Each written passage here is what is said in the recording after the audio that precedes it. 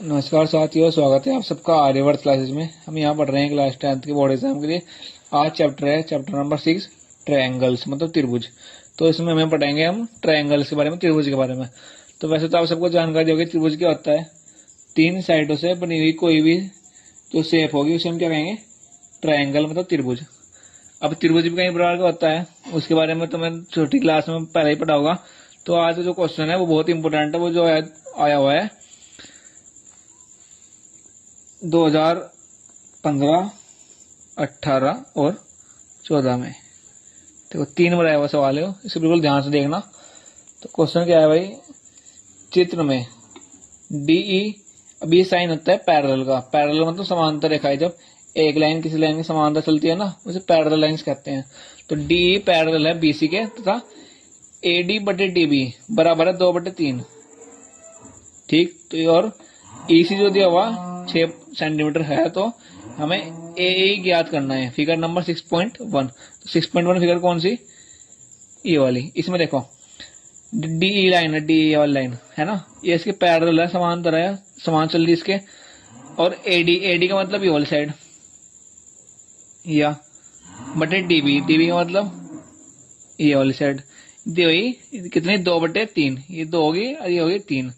और EC, EC का मतलब ये वाली साइड दी हुई है हमें कितनी, 6 सेंटीमीटर की। और हमें ए का मतलब ये वाली साइड निकालनी, ये वाली दिखी ना, ये किस तरह मार्क इतनी, ये हमें निकालनी। ठीक, तो करते हैं चलो इसको सॉल्व। सबसे पहले हम लिखेंगे इसमें गिवन डैट, मतलब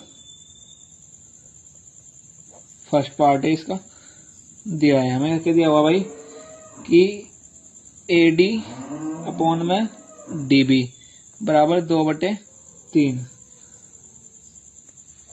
तो था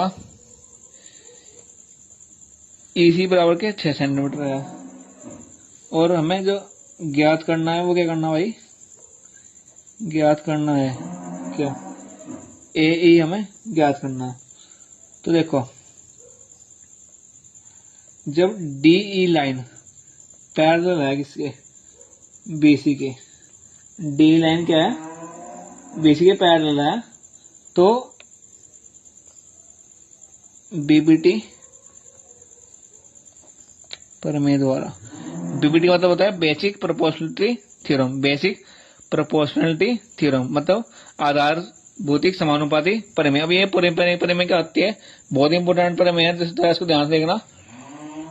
कक्षा 10 में बीबीटी प्रमेय मतलब थेल्स थ्योरम भी कहा जाता है इसे।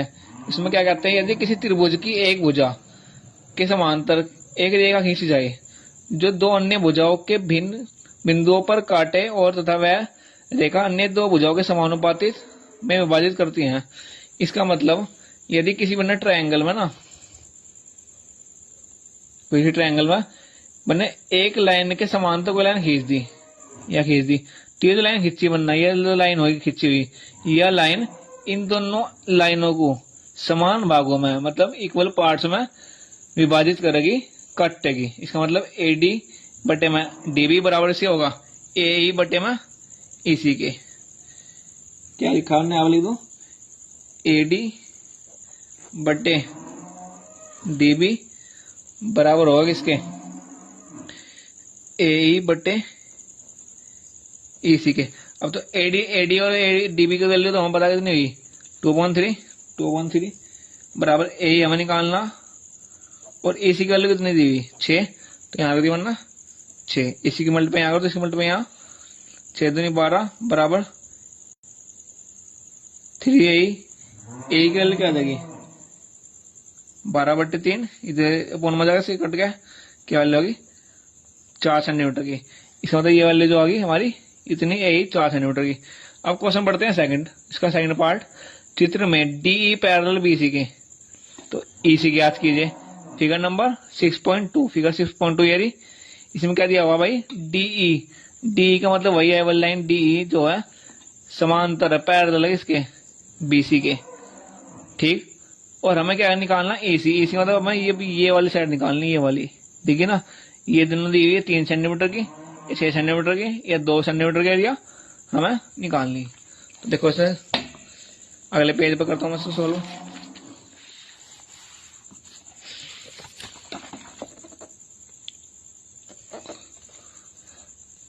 फिगर हमारे पास भाई साहब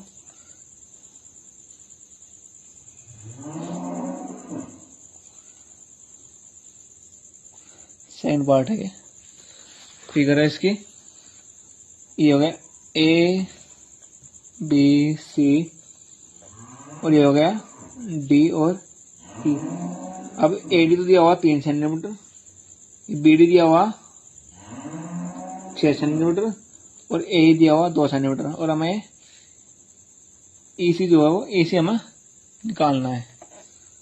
ठीक, तो वही जब डी ई पैरेलल है किसके, बी सी के, मतलब ये वाली लाइन इसकी पैरेलल है, तो बीपीटी प्रमेय द्वारा क्या होगा, एडी बटे डीबी बराबर, तो ये वाली साइड अपॉन ये वाली साइड बराबर इस वाली साइड अपॉन इस वाली साइड के, ए ई अपॉन ई सी के। ए डी और इनसे वैल्यू मुझे बता दी कितनी दी हुई, 3/6 बराबर 2/, ई सी। अब इसकी मतलब यहाँ से मतलब यहाँ कर लो, 3 ई सी बराबर क्या आ गया, 6 दूनी 12, ई सी बराबर क्या आ गया 12/3 से डिवाइड कर दिया, कितना आ गया 4 सेंटीमीटर। इसका मतलब ई की वैल्यू हमें मिली कितनी, 4 सेंटीमीटर की। ये हो गया हमारा फाइनल आंसर। Thank you.